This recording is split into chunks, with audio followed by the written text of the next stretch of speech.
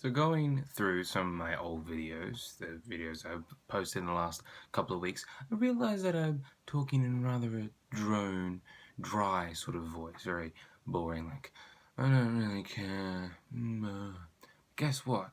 Right now, I'm going to be talking a lot happier. I'm going to be talking a lot faster. I'm going to be talking a lot brighter. So that way you can actually, keep some attention when watching my videos. So, let's get into it. We are getting very, very, very close to the Oscars, and because of that, I have been binge watching pretty much all of the Oscar movies. I've posted some reviews for a few movies, not posted reviews for other movies because sometimes I just can't be bothered. Sometimes I'm really bored. Sometimes they've been out for way too long, and now they're only being known because they're nominated for Oscars. So sometimes I just didn't really care. But now we've come to Room. Room has been nominated for Best Picture, Best Director, Best Actress, Best Adapted Screenplay as well, and it's a movie about a 24-year-old woman who has been captured by a rapist when she was 17, and she's been living in a windowless, soundproof shed for 7 years, and her captor has eventually raped her pregnant with his child, which is her son now, named Jack. And the movie starts off when he's 5 years old, so he's just on that cusp of really understanding what the world is. And he's very intuitive. He's such an adorable, beautiful child. You watch him and you just, oh my God, you're so just, you just want to grab him and just cuddle him. Just, it's okay. It's just, oh my God. He has been living in this room his entire life. He's been born there. He's been raised there. He's been nurtured there, fed there, bathed there, slept there every single day for 5 years, for the first 5 years of his life. And the only window that they have in the room, which is called, he just calls it room. He doesn't call it the room. He calls it room. It's like home or house. You don't say, let's go to the home. You say, we all say, because we've had homes, we say, we're going to go home. He says, I'm going to go to room. Room is his home. And it's just that little tiny element of language really does change everything. The only window they have in room is the skylight, and he would sit there and look up and imagine the world outside, but not picture it as if it was real. He calls it outer space, somewhere that they can never go, because obviously his mother has taught him that they can never go out there. There's no way that they can ever go out there, because they're trapped. They're trapped in this room. He's split his life in two parts. One, everything that is in room: sinks, beds, bathtub, toothbrushes, food, chairs, rugs, table. He splits all the things that he can touch and feel and see. Those are the things that are real. The rest of it, he calls TV. He calls it TV land or magic.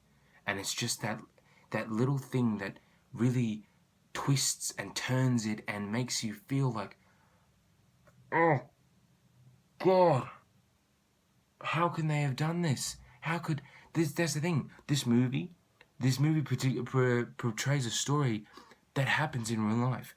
Women are trapped in certain places for years, or for years at a time.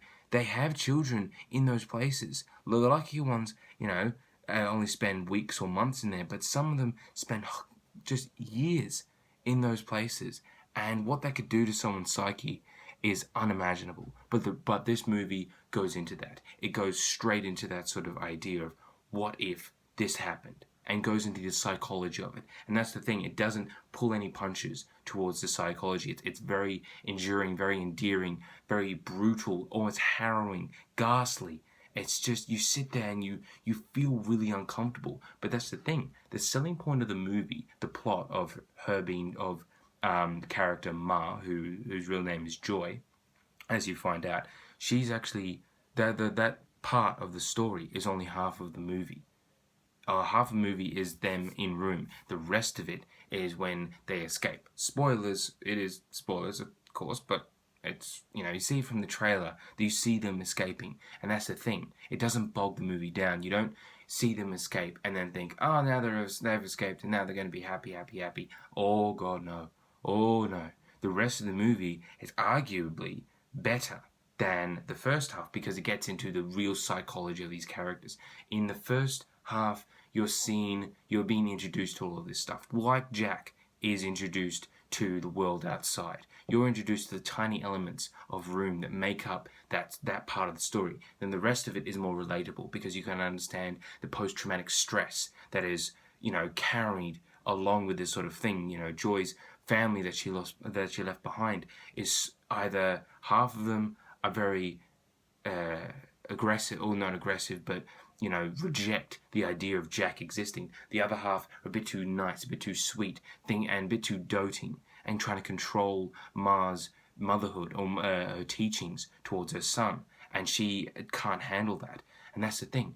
That's all the story. What carries that story along, what makes that story so enveloping, is Brie Larson. Brie Larson and Jacob Tremblay, Tremblay's correction, are both the main characters of this movie, and they hold this massive weight of a story that's disguised as an independent film. They hold that massive weight on their shoulders. Jacob Tremblay is a 9-year-old actor playing a 5-year-old character, and he carries that almost entirely on his shoulders. Every single scene, you watch it, every single scene of the movie has Jacob Tremblay's Jack in it. Ma is a main character, of course, but there is one scene where she goes off and has to do something, and that affects Jack so much that there's a scene, I don't want to spoil it because you watch it and you'll just go, you understand when I say this. There's one scene where Ma goes off and Jack does something. You will sit there and almost be in tears for how unbelievably adorable it is. That's the thing about Room. It's an incredible, haunting experience, but it's also one that touches on how children can be innocent, can be inertly innocent, and how beautiful that really is, and the unbreakable bond between mother and son. It's enlightening. Everything about it is absolutely enlightening. I would have liked the movie to be a bit more in Room, maybe see a bit more of that, maybe see how Jack was conceived. I know that would have been a really, really horrible thing to see, but it would have been impactful. And that's exactly what Room does. It impacts you. It hits you over the head, and it's just like, whoa, what was that? The script is so beautiful. It's written by the same person who wrote the book. The book is, a fictional story, but the Room feels like it is true, and the script carries that along. It knows exactly what the movie should be, and that's what I haven't seen from a lot of scripts this year, is that they have a movie, they have this idea of a movie, but the script doesn't really know where it wants to be. It doesn't really know if it wants to be this or if it wants to be this, but Room's script exactly knows where it should be and what it should do. And now I thought that was an immersive experience, and it was focused. It was clean, it was focused, it was easy, and it's probably one of the best independent films I've ever seen. I've seen plenty of them, and this is one of the best ones because it's nominated for so many Oscars, and you can really see why. The direction is amazing, the cinematography is quiet and intimate, and the cast and the performances are just unbelievable. Brie Larson totally deserves an Oscar for Best Actress. She's delivered, for me, one of the most strongest female performances that doesn't need to be, kick-ass and shooting guns like Sarah Connor or Ellen Ripley. They're great characters, but a wholly great female performance. Brie Larson as Joy, or Ma, her performance is up there with Charlize Theron in Monster, which is one of the greatest performances of all time. So, and I'd have to give Room, considering all the facts, I'd say that Room is a 9 out of 10 for me, and it's probably my second favorite out of all the Best Picture nominees of this year. You'll find out which one is the first favorite in a later video, and I'd love to share that with you. So, if you've seen Room, tell me what you think about it. I'd love to hear what you think about it. It is an amazing experience. If you feel that way, great. If you don't, that's okay. Tell me what you think. And thank you so much for watching.